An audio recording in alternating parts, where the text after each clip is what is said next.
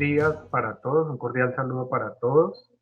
Ya estamos en la fase final de la capacitación que hemos titulado Articulación Metodológica de la Ruta de Investigación y específicamente en la sesión de hoy abordaremos todo lo que tiene que ver con instrumentos de medición.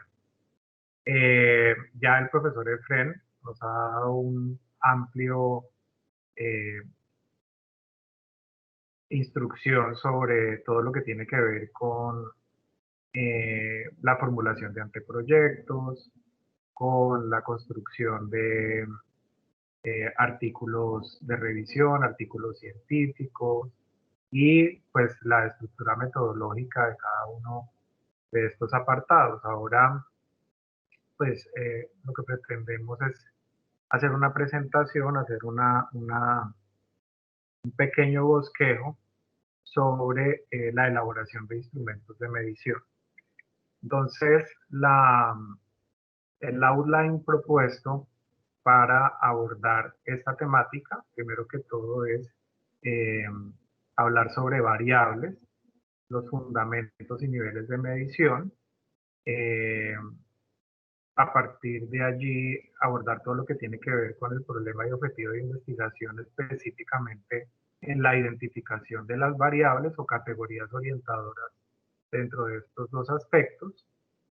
Acto seguido, hablaremos sobre la conceptualización y operacionalización de las variables, que finalmente desemboca en la elaboración del instrumento de medición, la validación, la aplicación y el análisis de los resultados.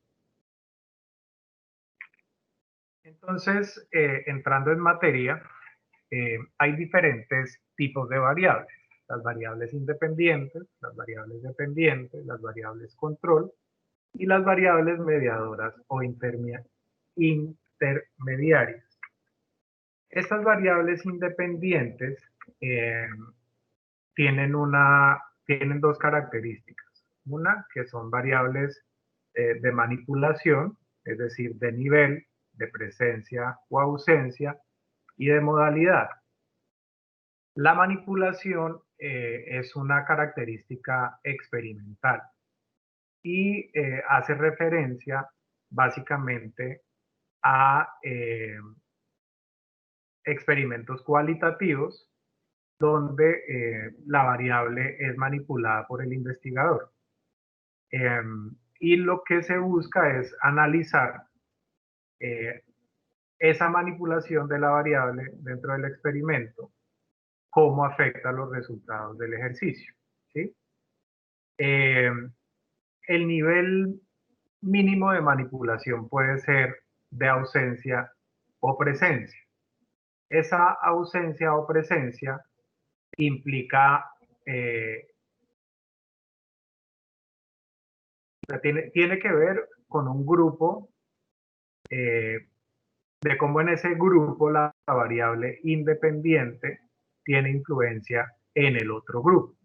Es decir, hay dos grupos que para ver si ese grupo que fue expuesto a la variable independiente difiere del grupo que no fue expuesto a la variable. ¿Sí? A ese primer grupo eh, que se expone a la variable independiente se le llama generalmente grupo experimental y el segundo grupo es lo que se llama generalmente grupo control. Hay otra característica de las variables independientes y es la manipulación de las variables. Esa manipulación de las variables se puede dar en niveles o se puede dar en grados. Entonces, generalmente, esa manipulación eh, da cuenta de, del efecto que tiene la variable a medida que se va incrementando en un nivel o en un grado la manipulación de la variable independiente. ¿Sí?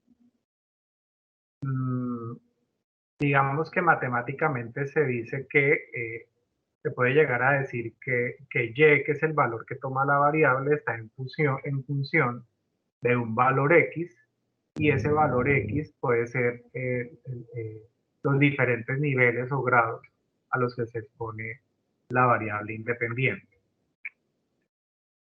Y luego está la segunda característica, que es que la variable puede ser asignada o seleccionada, ¿sí? Y cuando hablamos de que la variable es asignada o es seleccionada, pues sencillamente es que la variable no se manipula, que es lo que generalmente hacemos en los ejercicios o investigaciones donde se busca correlacionar o relacionar variables. No se manipula la variable independiente y, pues en la aplicación del instrumento y en el desarrollo de toda la investigación, pues al final lo que se busca es identificar cuál es el comportamiento de esa misma variable. Generalmente, esta variable independiente asignada o seleccionada está incluida dentro de la hipótesis, al igual que la variable dependiente. Digamos que aquí podríamos hablar mucho más profundamente de lo que es una variable independiente, pues, pero digamos que no es lo que nos reúne en este momento, solamente que sí es importante tener en cuenta cuáles son los diferentes tipos de variables para luego conceptualizarlas y finalmente operacionalizarlas, que no es otra cosa más que llevarlas a un instrumento de medición. La variable dependiente, pues como su nombre lo dice, está en función de la variable independiente, y luego vienen las variables control. Estas variables control no es lo mismo que un grupo control, que a veces uno como investigador tiende a confundirlas. Estas variables control es cuando el investigador, generalmente sucede en los experimentos, y es cuando el investigador mantiene constante una variable o varias variables durante el experimento. Y un ejemplo de esas variables controladas podría ser la temperatura. Yo puedo mantener en un experimento la temperatura constante durante todo el ejercicio, y en ese momento la temperatura es una variable controlada, ¿sí? Es un ejemplo claro de lo que puede ser la variable control. Otra variable control, por ejemplo, puede ser la luz, ¿sí? La humedad constante en un experimento, ¿sí? Generalmente se usan en experimentos. Y luego vienen las variables mediadoras o intermediarias. Esas variables mediadoras o intermediarias eh, hacen parte o están, incluidas, hacen parte de la relación que existe entre dos variables. Generalmente están incluidas dentro de la variable independiente y la variable dependiente. Es decir, hay una relación causa-efecto entre las dos variables, y esta variable mediadora digamos que interviene en ese proceso causa-efecto. Por ejemplo, yo puedo llegar a tener una variable independiente, que es la calidad del servicio en una universidad, por ejemplo, y una variable dependiente, que es la lealtad. Entonces, digamos que son dos variables. La variable independiente, calidad del servicio; la variable dependiente es lealtad, pero en medio de estas dos variables existen otras variables, por ejemplo, como el valor percibido, la confianza, la satisfacción, que influyen directamente en la construcción de la lealtad de los usuarios del servicio de educación, y pues obviamente me ayuda a identificar cuál es la calidad de servicio que está ofertando una universidad o ofreciendo una universidad, ¿sí? Esa variable mediadora está entre las dos variables independiente y dependiente. Eh, ¿Qué más les puedo decir? Bueno, hay otro tema acá importante, y son unos conceptos que subyacen a las variables. Esos conceptos que subyacen a las variables son los niveles de medición, que pueden llegar a ser nominales u ordinales, que generalmente son cualitativos, y las variables de intervalo y razón, que generalmente son cuantitativas. Y hay otro concepto, estos niveles de medición los vamos a ver más adelante, y hay otro concepto que son las formas de variación de estas variables, que pueden llegar a ser discretas o pueden llegar a ser continuas. Entonces, cuando, cuando las variables son discretas, se dice que no puede tomar ningún valor, esas variables no pueden tomar ningún valor entre dos consecutivos. Por ejemplo, una variable discreta puede ser el número de empleados de la fábrica, ¿sí? No hay un número entre 2 empleados y 3 o entre 10 y 15. O el número de hijos. Una persona no tiene 2 hijos y medio, tiene 2 hijos o tiene 3. Es una variable discreta. No hay un valor entre esos dos consecutivos. Y cuando hablamos de variables continuas, pues es que hay un valor dentro del intervalo. Por ejemplo, las temperaturas. Yo puedo tomar la temperatura y pueden ser 34.5 grados centígrados, 34.8 grados centígrados, ¿sí? Otro ejemplo de una variable continua puede ser, por ejemplo, la distancia que recorre un atleta en la pista, ¿sí? 700.4 metros, ¿sí? 895 metros. Por ejemplo, a ver, otro ejemplo que podemos traer aquí. El trago, por ejemplo, cuando se hacen las mezclas de una Cuba Libre entre Coca-Cola y entre ron, pues el contenido de alcohol no es el mismo, ¿cierto? En 5 vasos o en 5 copas de Cuba Libre. Es, es, es diferente, ¿sí? Puede variar. La estatura, por ejemplo, también es un ejemplo claro de la variable continua. Entonces, digamos que eso es importante tenerlo en cuenta en el momento que se van a construir los instrumentos de medición, sobre todo para el tema de la codificación de los resultados. Con la profe Pilar tuvimos la experiencia en la codificación de un instrumento amplio, importante, con diferentes ítems que, que, con el que tuvimos que hacer una codificación y para hacer la codificación pues fue necesario tener claro cuáles son los diferentes tipos de variables y en este caso cuáles son las formas de variación que tienen las variables. Muy bien, ahora vamos a ver más adelante todo lo que tiene que ver con niveles de medición. Entonces, dentro de los fundamentos de medición es importante también tener en cuenta la definición de constructos, de variables y de indicadores. Todo esto enfocado en la construcción del instrumento de medición. Entonces, cuando nosotros hablamos de constructos, estos constructos hipotéticos en las ciencias sociales, en la psicología, hablan de todos esos conceptos que no son observables directamente y que necesitan de un consenso, ¿sí? Necesitan ser medidos para que puedan llegar a ser útiles. El mejor ejemplo que yo tengo de un constructo es, por ejemplo, la actitud, la motivación, la percepción. Son constructos que uno no ve, por ejemplo, uno no ve a la actitud vestida de rojo con tacones de charol, corriendo por todas las calles porque le cogió la tarde para ir al trabajo. Ese es un constructo, es decir, es difícil de medir, ¿sí? Es difícil de medir. Y para que sea útil, pues es necesario llevarla a un instrumento de medición y medirla para que sea útil. Lo mismo pasa con la activación, con la percepción, con la memoria, ¿sí? Con todos los procesos de decisión. Son, son, son conceptos no observables y que son difíciles de medir. Generalmente estos constructos desembocan en unas variables y esas variables tienen que ver con todo aquello que puede asumir valores asociados al constructo o al fenómeno.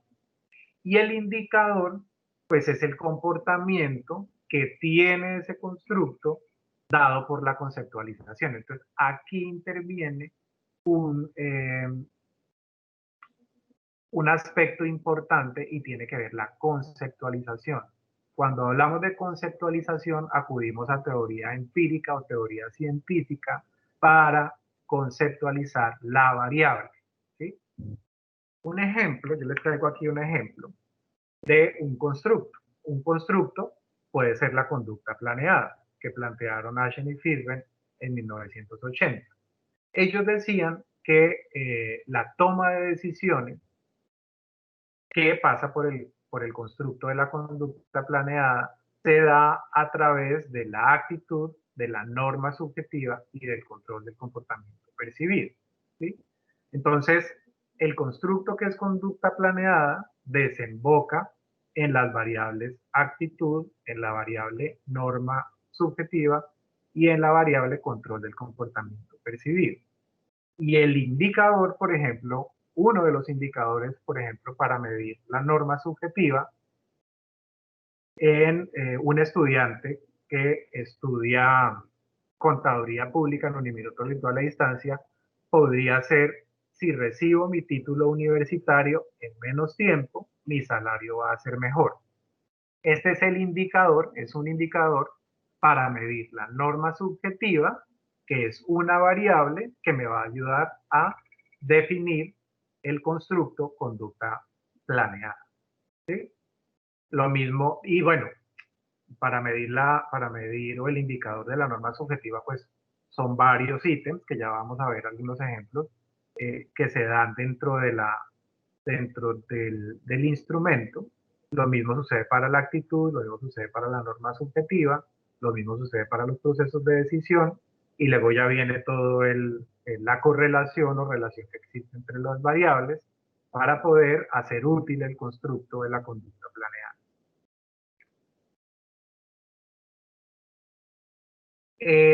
Dentro de los fundamentos de medición también es importante tener en cuenta los conceptos de medición, de medida y de escalamiento. Cuando hablamos de medición, estamos asignando números a objetos o sujetos o sucesos según ciertas reglas.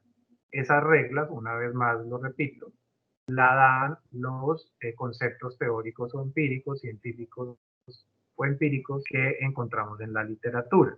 Pero a través de la medición se le asignan números a esos objetos o a esos sucesos o a esos constructos que queremos abordar. La medida es la cantidad o la unidad específica que vamos a usar para identificar ese indicador, ¿sí? Entonces las medidas pueden ser escala Likert, puede ser escalas pictóricas, escalas, no recuerdo el tercer nombre, son escala Likert, escala pictórica y, bueno, ya me acordaré y se los digo. De diferencial semántico. Escalas de diferencial semántico, escalas Likert y escalas pictóricas, con las que nosotros vamos a darle un valor, un número a ese indicador.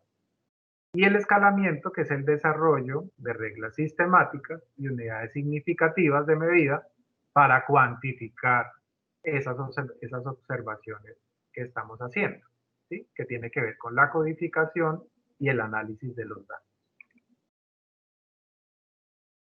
Entonces ahora, cuando venimos a los niveles de medición, que hace un momento les dije que los íbamos a abordar en otro slide, pues aquí vienen los niveles de medición de las variables. Los niveles de medición que son nominal, ordinal, intervalar y de razón. Entonces, cuando hablamos de las variables nominales, estamos diciendo que esas variables tienen dos características fundamentales, ¿sí? Las características de las variables nominales, para tenerlo en cuenta, es que tienen dos o más categorías y que no tienen un orden. Es decir, no están organizadas por niveles, ¿sí? El mejor ejemplo de una variable nominal, pues, es, por ejemplo, el nivel de estudios, ¿sí? Cuando uno codifica el nivel de estudio, dice que si es bachiller es 1, que si es pregrado es 2, que si es especialización 4, que si es maestría 5, ¿sí? Entonces, es el nivel de estudios, por ejemplo, el estado civil, soltero, en pareja, casado, divorciado, en unión libre. Y la profe, pues tendríamos que hacer otra capacitación para explicar cuál es el tratamiento que se le da a los datos en el momento de codificarlo, que eso también estaría bien hacerlo. Porque cuando ya uno tiene los resultados, por ejemplo, en estado civil, uno puede encontrar que en algunos casos hay personas que dicen que están en pareja y cuando van a definir su estado civil dicen que son solteros, marcan la casilla solteros. Entonces allí hay un tratamiento de datos especial para que no se pierda la información. Por ejemplo, uno puede llegar a encontrar que las personas en pareja y las personas casadas pueden hacer un grupo importante para, para hacer el análisis de los datos. Yo podría, por ejemplo, en una muestra de 140 personas tener a 15 que están casados y el resto, y 50 que están en pareja. Entonces, el tratamiento de datos nos dice que nosotros podemos unir esas dos variables para poder tener un poco más de fuerza y hacer un análisis un poco más riguroso. Otro ejemplo de una variable nominal son las preferencias políticas, por ejemplo, el lugar de residencia. ¿Sí? Y generalmente, si ustedes ven las características de esta variable, o estos ejemplos que les estoy dando, hacen parte del apartado del instrumento que tiene preguntas asociadas a todo lo que tiene que ver con eh, los aspectos demográficos y sociodemográficos, y en algunos casos los psicográficos. ¿Sí? Las propiedades de la variable nominal es que son de igualdad o diferencia y generalmente se analizan por la frecuencia. Entonces aquí una vez más tendríamos que acudir a, que esto lo hacen los software como SPS, como SPAT, como, bueno, los software que existen para hacer análisis de datos cuantitativos, construyen interiormente todo lo que tiene que ver con las tablas de frecuencia. Pero aquí acudimos a todo lo que tiene que ver con la estadística descriptiva, que nos enseña a realizar las tablas de frecuencia para variables,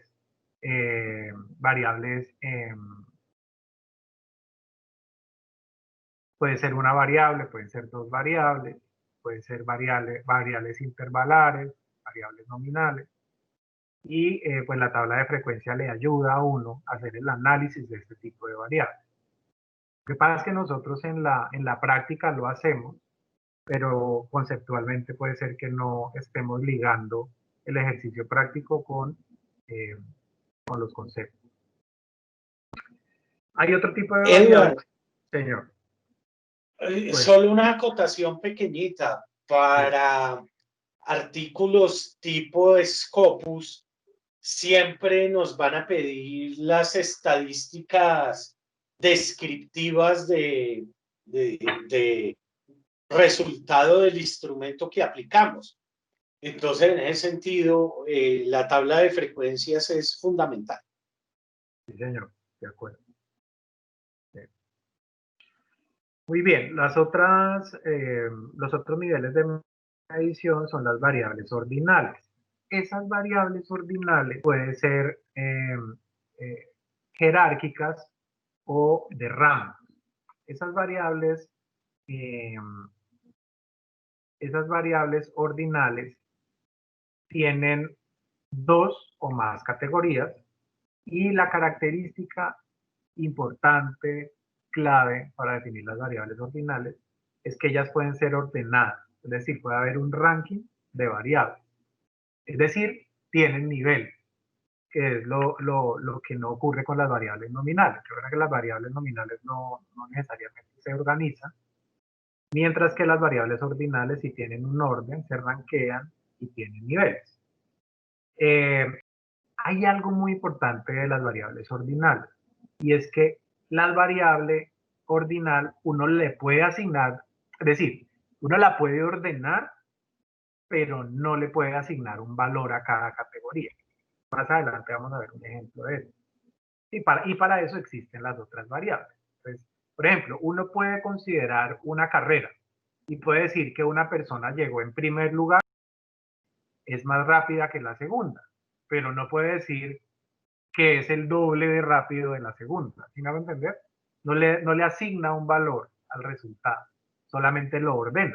Dice, esta persona ocupó el primer lugar, el segundo lugar, el tercer lugar, pero no le dice, no nos dice este tipo de variables, eh, qué tan rápida es esta persona versus los otros competidores. Sí, es un ejemplo claro de lo que es una variable ordinal. Entonces, esta variable ordinal tiene unas propiedades que son de igualdad y diferencia o de mayor o menor que, ¿sí? Porque nos organiza, nos ranquea el ejercicio. Y estas variables generalmente se analizan a través de tablas de frecuencia ordenadas y de rangos, ¿sí? Son unas tablas de frecuencia un poco más robustas, pero no son tan complejas de manejar. Luego están las variables intervalares. Estas variables intervalares, como su nombre lo dice, pues son de intervalos, ¿sí? Generalmente uno también acude a las tablas de frecuencia y es importante identificar en las tablas de frecuencia cuál va a ser el rango de análisis entre los intervalos y cuántos intervalos va a tener para hacer el análisis. Tema ya está ahí. Entonces, esas variables de intervalo tienen siempre un valor numérico y pueden ser medidas a lo largo de un continuo, es decir, a lo largo de un intervalo, ¿sí? El mejor ejemplo o los mejores ejemplos que nosotros podemos eh, dar para este tipo de variables de intervalo, y estoy usando ejemplos, digamos, como del día a día para que nos quede claro el concepto, puede ser la temperatura, ¿sí? Entonces la temperatura entre 12 grados centígrados y 32, entre 33 y 45, entre 45 y 65, ¿sí? O los ingresos familiares, ¿sí? Cuando nosotros construimos los descriptivos de un instrumento de medición que están arriba en los sociodemográficos, eh, preguntamos por el nivel de ingresos. Pues siempre decimos, está entre 800.000 pesos y 1.200.000, entre 1.201.000 y 2.500.000, entre 2.501.000 y 3.500.000. Entonces, este es un ejemplo de cuál es el manejo que se le da a las variables de intervalo.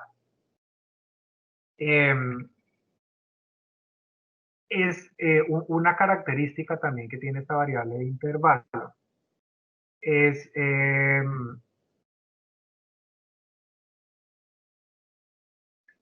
importante que la diferencia entre los valores sea medible y sea igual, ¿sí?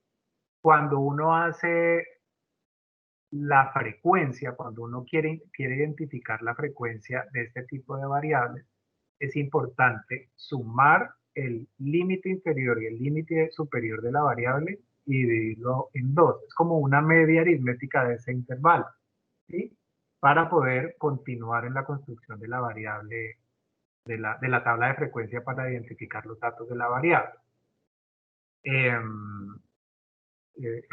Otro tema importante de lo intervalar es que como que recoge, ¿sí? Como que recoge dentro de los intervalos las características de la variable ordinal, es decir, de igualdad y diferencia, de mayor que y menor que, y hay unas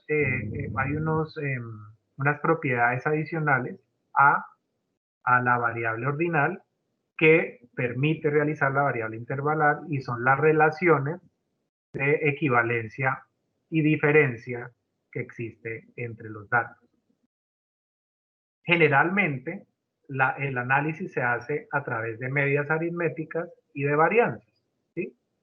¿Qué tan lejos o qué tan cerca están los datos de la media aritmética?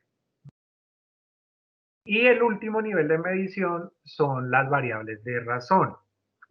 Bueno, hay una característica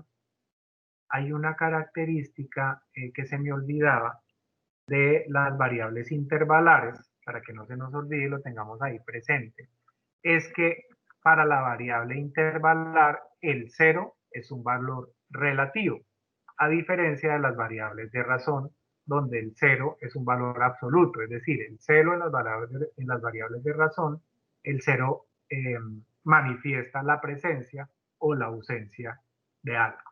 ¿Sí? Eso también es importante tenerlo en cuenta. Entonces, las variables de razón presenta las distancias absolutas entre valores. Esas variables de razón le permiten a uno identificar si existe o no existe algo en la variable. Por ejemplo, la distancia, el peso. ¿Qué otra variable de razón nos puede servir? La altura, la masa, ¿sí? Esos conceptos están directamente relacionados con las variables de razón. ¿Por qué? Porque el 0 nos permite identificar si existe, si hay un valor o no existe un valor en la variable. ¿Sí? Bueno, muy bien. Ahora sí viene una gran pregunta que el profe Fren también nos mencionó varias veces en su intervención.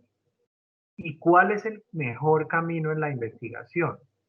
Es decir, ¿cuál va a ser el método? ¿Cuál va a ser la metodología, el método, la técnica, la herramienta que voy a usar? Sí, es la gran pregunta que nosotros tenemos frente a esa realidad objeto de estudio que estamos interviniendo. En este caso puntual, que es la elaboración de instrumentos de medición, el mejor camino pues es la pregunta y el objetivo de investigación, el que nos dice cuál va a ser ese método, cuál va a ser esa técnica y cuál va a ser la herramienta que voy a usar para el tratamiento de datos.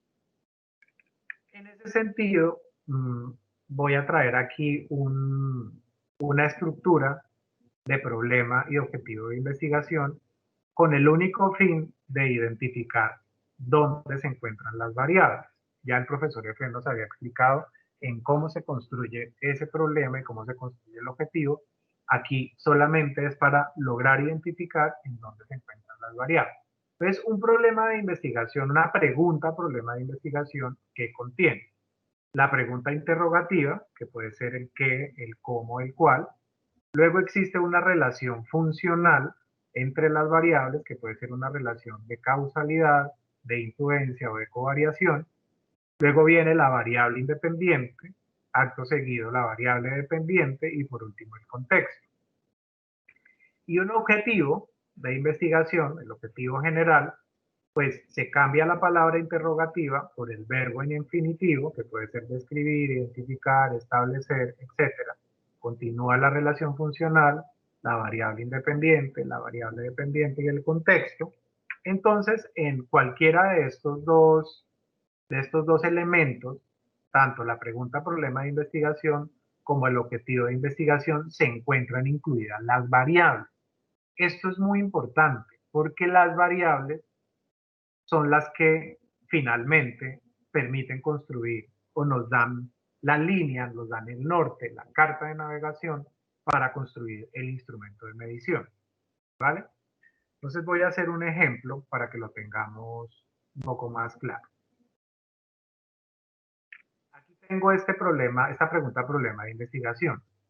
¿Cuál es la relación entre la conducta planeada frente al deseo que tiene el estudiante de matricularse en programas de contaduría pública en la modalidad distancia en Colombia? Entonces, la palabra interrogativa, ¿cuál es? ¿Cuál? ¿Cierto?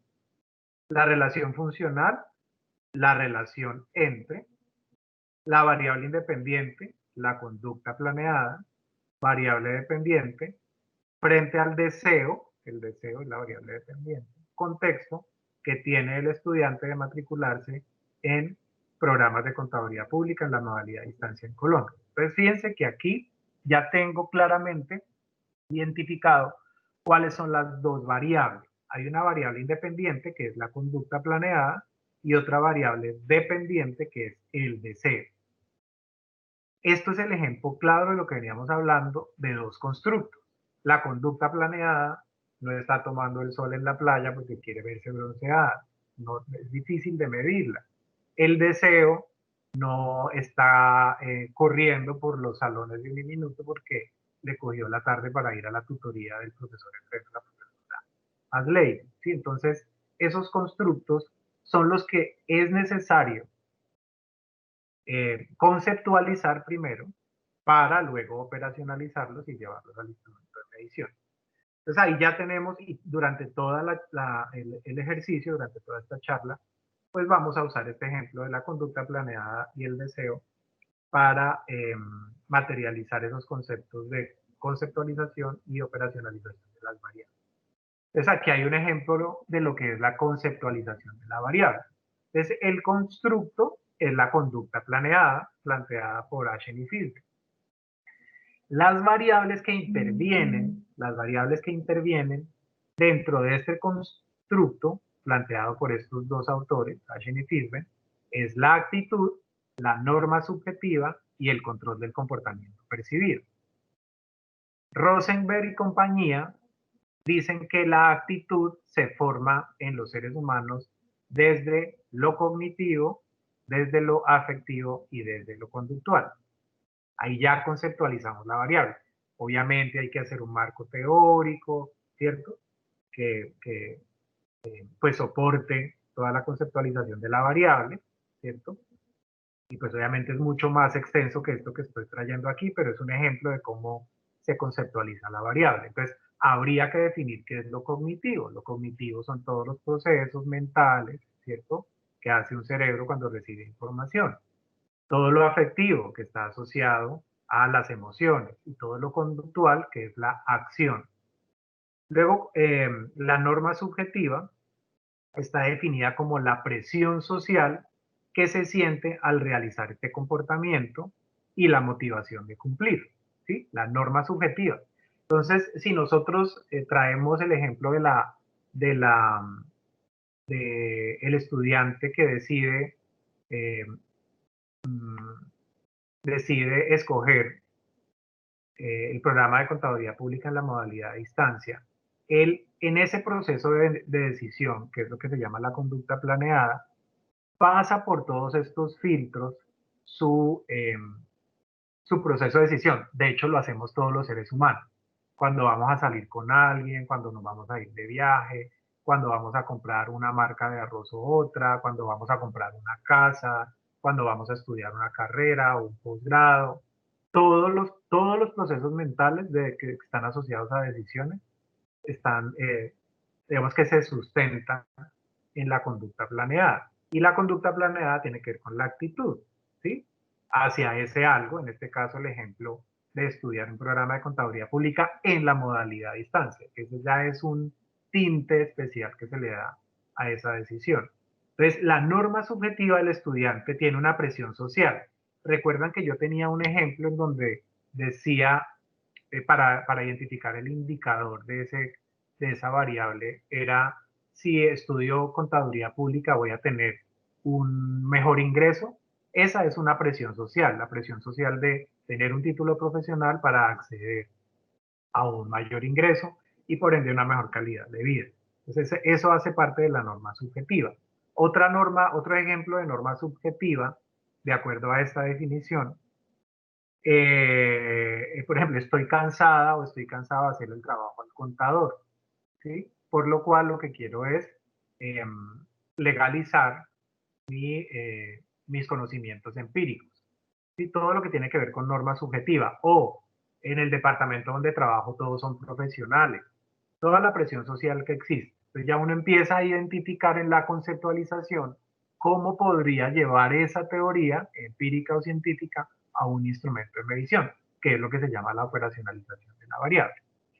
Y hay otra variable en este caso, que es el control de comportamiento percibido, que es el grado de control interno y externo que el individuo percibe o tiene sobre ese algo. Entonces, por ejemplo, los estudiantes dicen, yo soy autodisciplinado, o una variable, o un control externo puede ser, estoy trabajando, no tengo tiempo, puedo hacer uso de las horas de la noche para estudiar, ¿sí? Es el control que tiene el estudiante frente a esa decisión que va a tomar. Muy bien, entonces este es un ejemplo de lo que es la conceptualización de la variable. Y la operacionalización de la variable es bajar esa teoría a un instrumento de medición. En este caso traigo el ejemplo de la norma subjetiva. Entonces la norma subjetiva, que por definición teórica es la presión social que se siente al realizar este comportamiento y la motivación de cumplir, se refleja, obviamente, la batería de preguntas o de afirmaciones que miden la norma subjetiva son mucho más fuertes para este caso puntual, pero aquí traigo un ejemplo. Si recibo mi título universitario en menos tiempo, mi salario va a ser mejor, que era lo que les estaba hablando hace un momento. La universidad me facilita los medios para graduarme en 3 años. ¿Sí? ¿Y ven que esto es presión social? ¿Por qué? Porque necesito el título rápidamente. Perdón.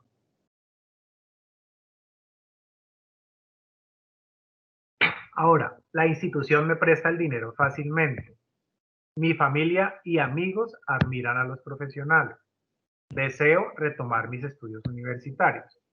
Ese es un ejemplo de cómo esa teoría se baja a una batería de preguntas o de afirmaciones para medir una de las variables que intervienen dentro del concepto de la conducta planeada.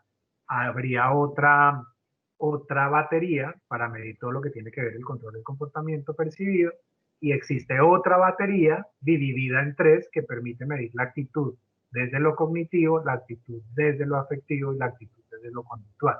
Por lo cual el instrumento de medición es enorme, porque esto es solamente para medir el constructo conducta planeada, pero nos haría falta la batería para medir todo lo que tiene que ver con deseo y todas las preguntas asociadas a los aspectos sociodemográficos, psicográficos y conductuales. Entonces el instrumento se hace robusto, interesante, para poder hacer un análisis estadístico, ya sea de correlación o descriptivo, que tomemos la decisión de realizar, porque recuerden, como nos lo dijo el profesor Efren, es la pregunta y es el objetivo de la investigación lo que nos da el campo. Muy bien, entonces esto es lo que tiene que ver con la operacionalización de las variables.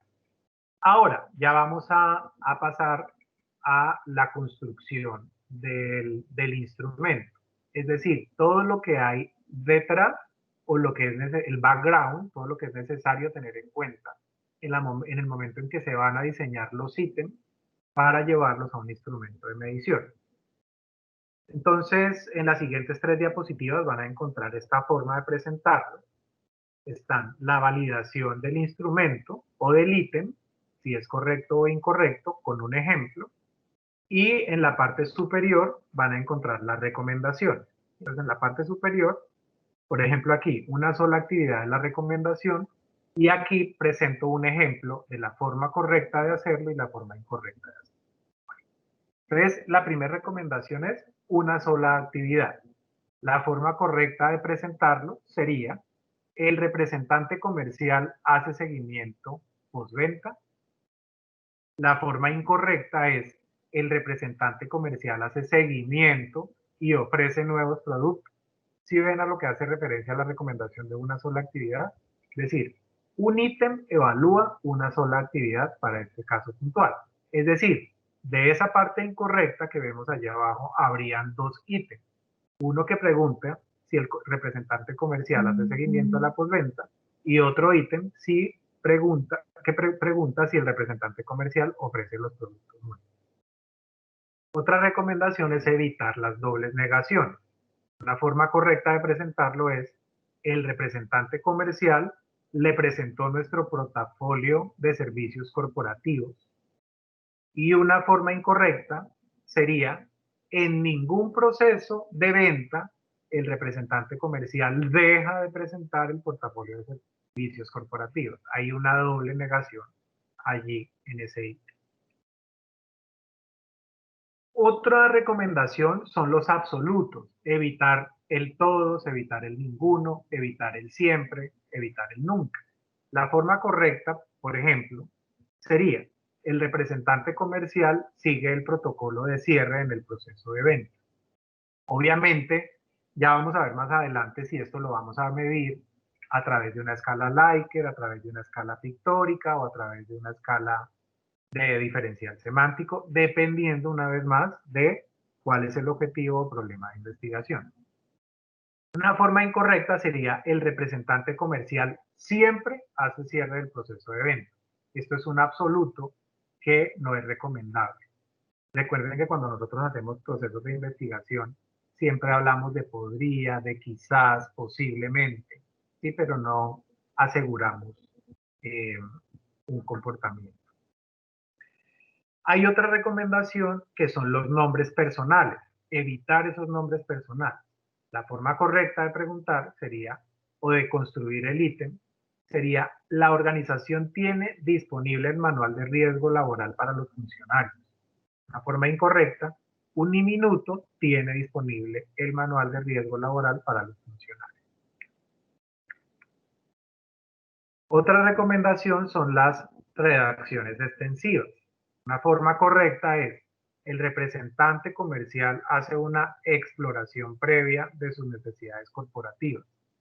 Una forma incorrecta: cuando el representante comercial establece el contacto con usted, primero le pregunta por las necesidades que tiene antes de ofrecerle el portafolio de servicios. Estamos diciendo lo mismo, pero de una forma muy larga, que hace que se generen los atajos mentales y las personas no contesten de forma correcta. Todo esto está asociado a poder obtener el mejor rapport de las personas que estamos encuestando. En este caso, que es el ejemplo que estamos abordando: elaboración de encuestas, de ítem para las encuestas que quieren evaluar variables dependientes o independientes. Heurísticos mentales se llaman. Los atajos mentales son los heurísticos mentales que un encuestado, al leer una pregunta tan larga, no comprenderla, no entenderla, contesta cualquier cosa. Entonces, esta recomendación también es. Otra recomendación es: esos encabezados repetitivos hay que evitarlos. Una forma correcta de presentar es el siguiente: durante el proceso de venta, nuestro representante comercial exploró sus necesidades, presentó el portafolio de servicios corporativos, ofreció alternativas de pago, brindó información sobre el servicio postventa. Una forma incorrecta sería: en el proceso de venta, el representante comercial exploró sus necesidades, el representante comercial le presentó el portafolio de servicios, el representante comercial le ofreció alternativas de pago,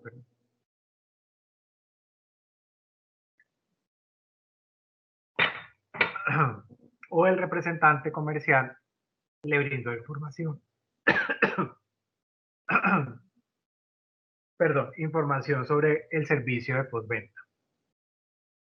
Estos encabezados repetitivos nosotros los usamos mucho, sobre todo cuando hacemos escalas Likert, porque en la parte superior hacemos la afirmación o hacemos la pregunta general y luego diferentes ítems haciendo los encabezados. Entonces, es preferible generar otra pregunta en donde necesitamos incluir un encabezado diferente a repetirlo constantemente en la pregunta, en el apartado del instrumento de medición.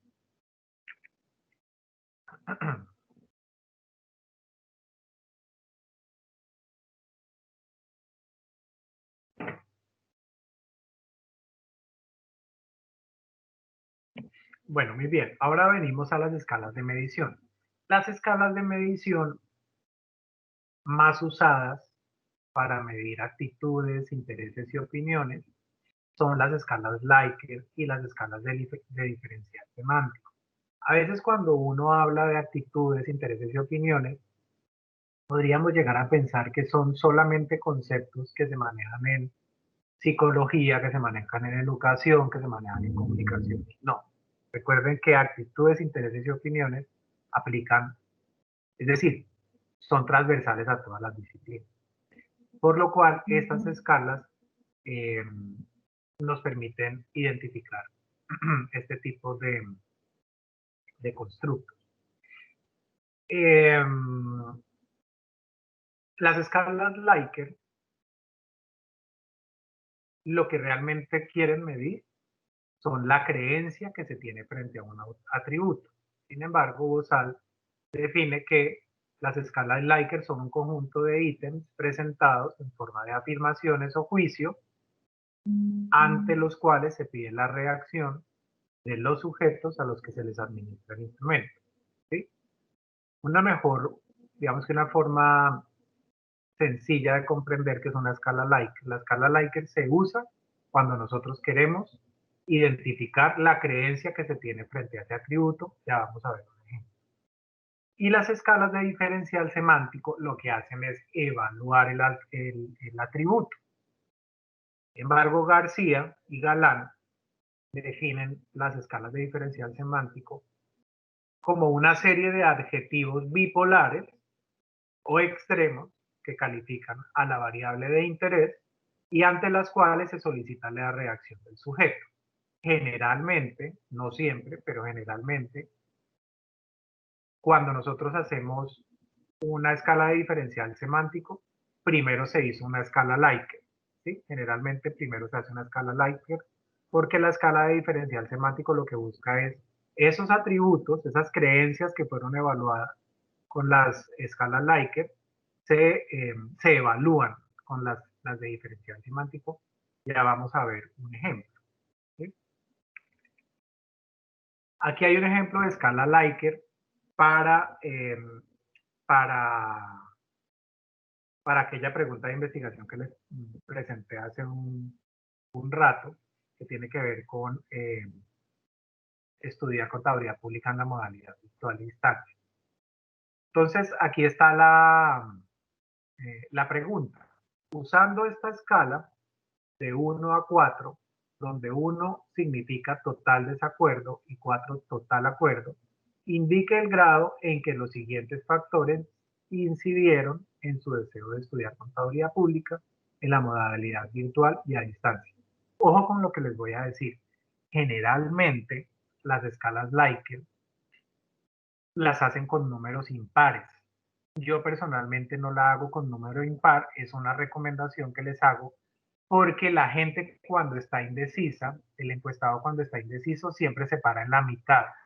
Y esos datos, esos valores que están en la mitad no nos dan nada. Finalmente se tienen en cuenta como valores perdidos. ¿Sí? Entonces, mi recomendación es siempre hacer uso de números pares o de posibilidades de respuesta pares para poder tener un mayor rapport de los encuestados. ¿Sí? Entonces, por ejemplo, aquí, si 1 es total desacuerdo y 4 es total acuerdo, el 2 y el 1 están en desacuerdo. ¿Sí? Solamente que el 1 va a ser total desacuerdo y el 2 va a ser en desacuerdo. Mientras que si tuviera aquí un ítem en el medio, no sería ni en desacuerdo ni en acuerdo. ¿Sí me va a entender? O sea, que hay un ejemplo de la forma como yo lo hago, como me gusta diseñar mis instrumentos de medición, porque tengo mucho más contenido, mucho más carnecita para hacer análisis de datos.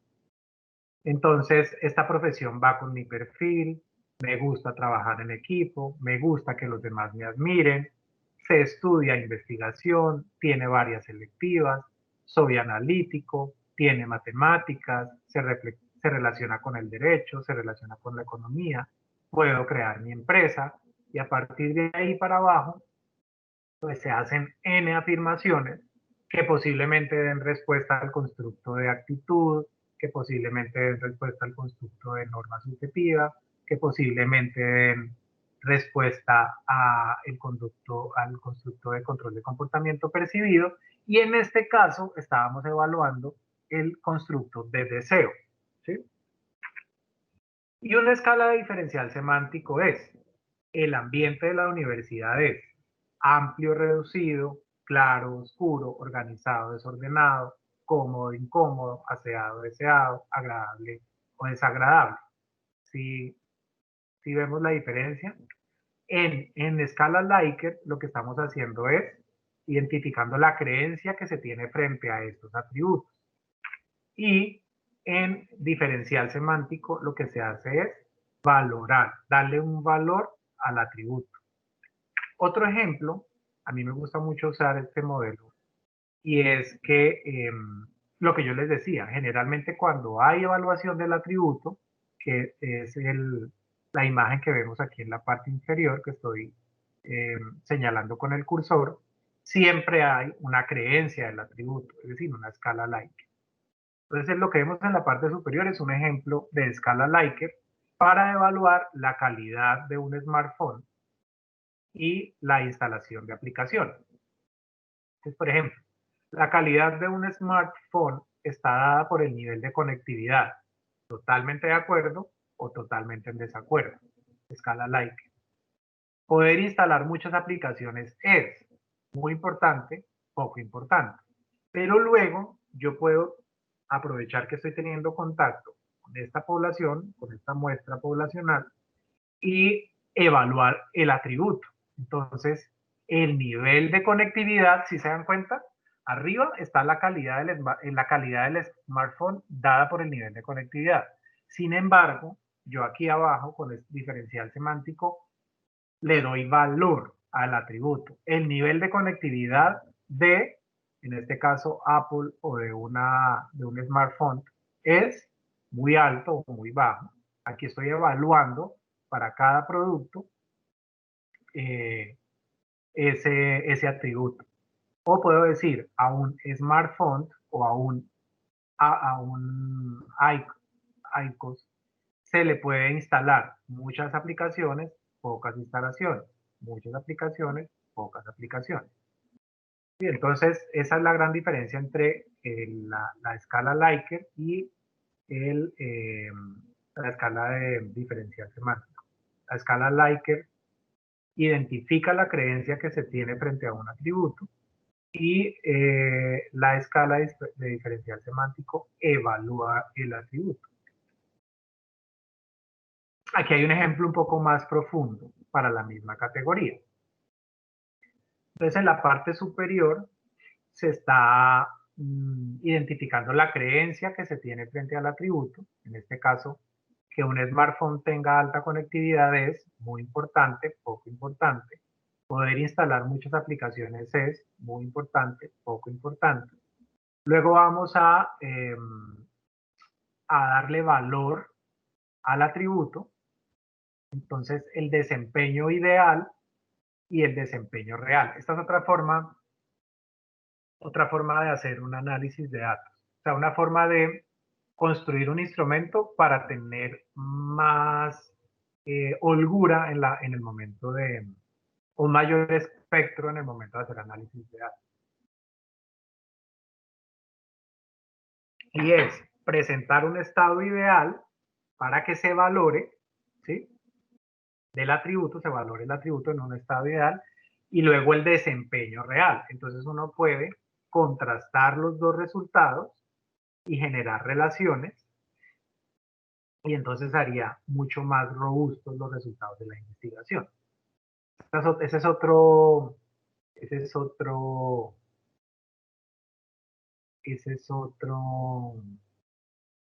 otra recomendación, ¿no?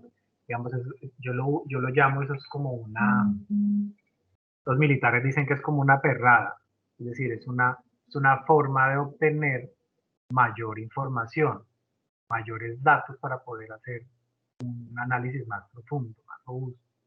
Y es enfrentar a los encuestados a un desempeño ideal para darle valor al atributo que estamos evaluando y luego un desempeño real. ¿Sí? Muy bien, y luego seguimos ya a todo lo que tiene que ver con el muestreo, es decir, definir cuál va a ser el tamaño de la muestra para abordar la realidad objeto de estudio. Entonces, lo primero es familiarizarnos con los componentes comunes a las diferentes fórmulas de muestreo, donde z al cuadrado es el nivel de confianza, y Generalmente en estadística se usan unas, y ustedes lo saben también, se usan unas tablas para identificar el nivel de confianza. Sin embargo, en la práctica, no le puede servir a uno mucho, o a mí me ha servido muchísimo para facilitar el proceso del cálculo de las muestras, es que yo puedo asumir unos puntajes. Es decir, si el puntaje es del 99%, el nivel de confianza puede ser más o menos del 58%. Si el puntaje es del 68%, que tiene una baja confiabilidad, es más o menos del 1, el valor es del 1, y el puntaje del 95% es más o menos del 1.96. E al cuadrado, que es el error, que se recomienda que no sea más del 5%, E, que es la media muestral, sigma al cuadrado, que es la varianza, sigma, que es la desviación, n mayúscula, que es la población, n minúscula, la muestra, y la P, que es la proporción de que las personas que tienen ese atributo, si no lo tengo, yo puedo colocar una proporción que considere lógica o puedo hacer un pequeño sondeo. Entonces hay dos formas de definir la proporción. Una, generalmente yo lo que hago es que asumo que el 50% de las personas tienen el atributo, ¿sí?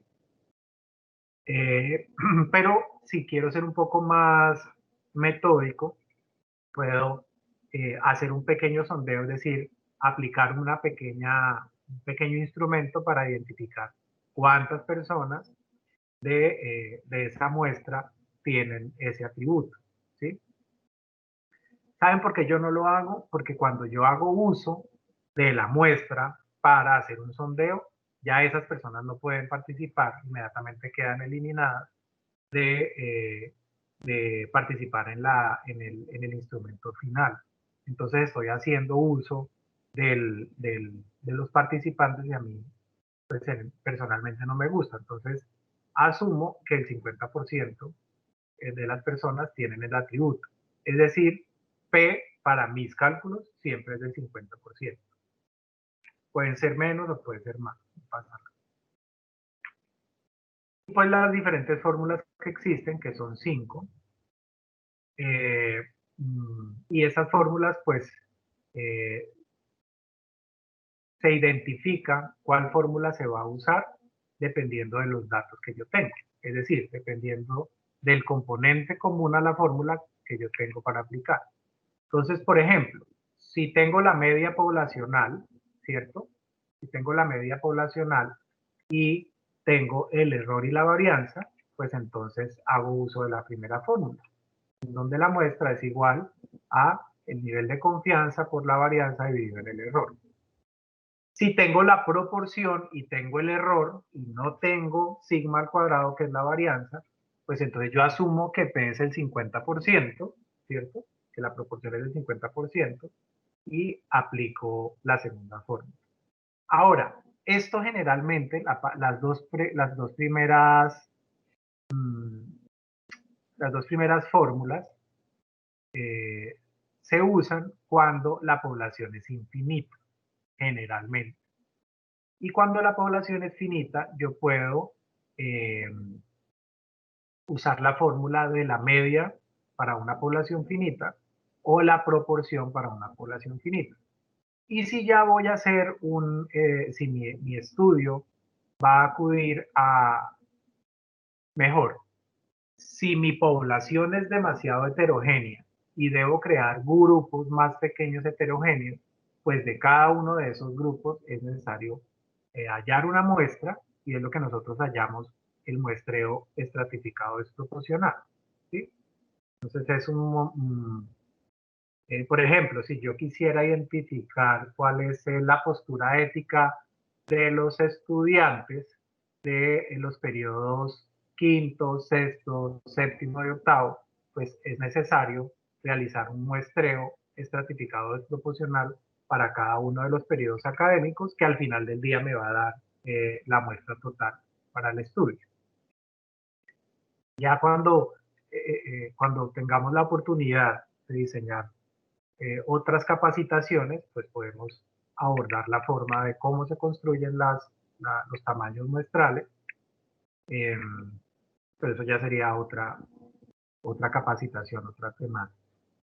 Y luego, y lo mismo el análisis de datos, sería una capacitación de varias sesiones en las que podamos enfrentarnos en un ejercicio práctico del análisis de datos. Entonces, en análisis de datos, eh, yo considero que tiene tres niveles.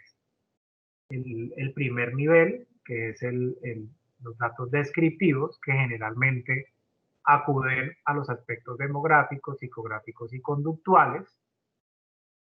El análisis de datos de segundo nivel, que eh, puede generar relación entre los descriptivos y las variables, ¿sí? Que fue lo que hicimos que fue lo que hicimos con la profe Pilar para el evento de Ecuador.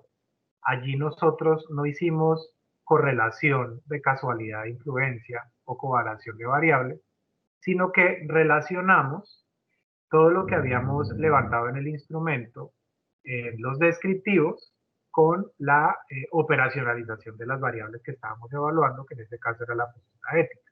Relacionamos los dos. Sí, relacionamos los descriptivos, las variables, pero también generamos una relación entre los mismos descriptivos con la variable de postura, de las posturas éticas encontradas. Y ese nivel 3, que es el de relación, que es el de causalidad, influencia y covariación que existe entre las variables. Entonces, para el ejercicio práctico que he venido usando, en donde queríamos identificar cuál era la relación que existía entre la conducta planeada y el deseo, pues ya se acude a software más avanzados para poder identificar cuál es esa relación que existe entre esos dos constructos, entre esas dos variables. Y ya en las herramientas que existen para hacer el análisis de datos, pues está el Excel con un análisis o con un uso un poco más avanzado de esta herramienta. También podemos encontrar SPS, que nos ayuda a hacer todos los estadísticos profundos de correlación, Stata, que también es una buena herramienta, y SPAT, que no es muy conocido, pero es una herramienta eh, muy buena solamente para identificar la, la posición que tienen, es decir, cuando nosotros hacemos el análisis de datos estadístico, las variables asumen unas posturas y esas posturas en estadística se identifican como en vectores. El SPAT le ayuda a uno a identificar cuál es la postura que las variables asumen en esos vectores para identificar qué tan cerca o qué tan lejos están esas variables. Y se puede hacer también una identificación tridimensional. Es un ejercicio chévere que se puede hacer también con los datos que se obtienen en un buen instrumento, en la construcción de un buen instrumento de medición y probablemente sus resultados. Ahora lo que quisiera hacer es un checklist de, digamos, todo el paso a paso que es necesario tener en cuenta para la construcción de un buen instrumento. Obviamente, por el tiempo que tenemos y por el foco que tiene esta sesión, que es la construcción de instrumentos, pues no se acudió a todos. Sin embargo, pues me gustaría como que identificáramos entre todos qué aspectos hicieron falta para en una próxima sesión poder abordar. ¿Me confirman, por favor, si están viendo mi pantalla? No. No, profe. Voy acá. Ahora sí, mi profe. Ahora sí, profe. Lo puedes poner ya en modo presentación. Gracias, profe. Es que quiero como Ah, sombrearlos de otro editar. color. Ya, ya. Sí. Entonces, por ejemplo, el primer apartado. Digamos que este es el paso a paso que en teoría todos debiéramos seguir para la construcción de un buen instrumento de medición. Identificar y plantear el problema y objetivo de investigación. Sí, ya lo vimos con el profesor Efren en profundidad y hoy lo abordamos. Vamos a ponerlo de un color que no exista aquí, que si lo pongo en verde se me pierde.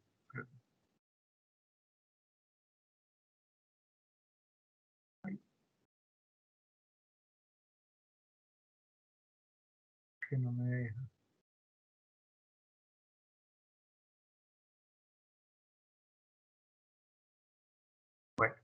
No me está dejando minuto. Se bloqueó. Deme un minutico porque se bloqueó el... Ahora sí lo estamos viendo. Entonces el primer paso, identificar y plantear el problema de investigación y objetivo de investigación. El segundo, definir las variables a medir. También lo abordamos hoy.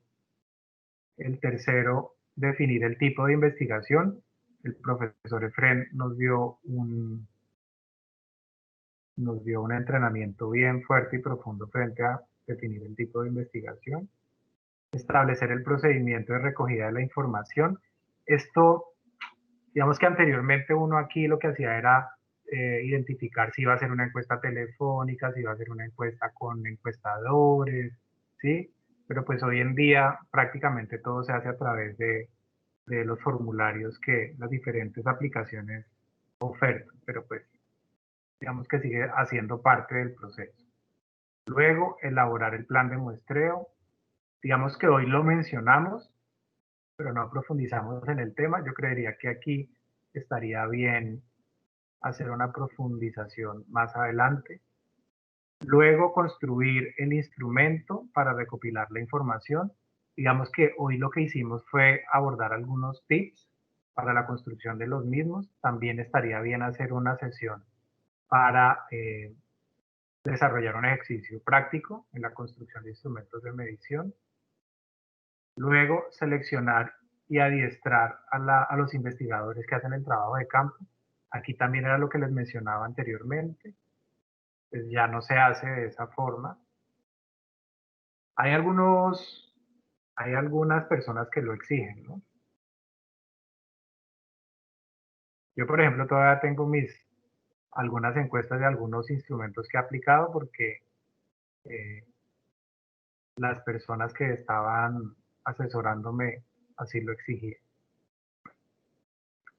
Realizar la encuesta piloto, una vez más, eso lo vimos, de forma general. Desarrollar el trabajo de campo, todo esto queda pendiente. Levantar la base de datos y realizar el análisis estadístico también es una sesión que estaría bien realizar. Y por último, la discusión y las sugerencias. Todo esto fue abordado por el profe Efren. Entonces, pues en ese sentido, aquí están las referencias usadas para el desarrollo de la presentación y pues eso sería todo lo que tendría por compartir con ustedes el día de hoy. Muchísimas gracias. Voy a Muchas gracias, profe. dejar de grabar.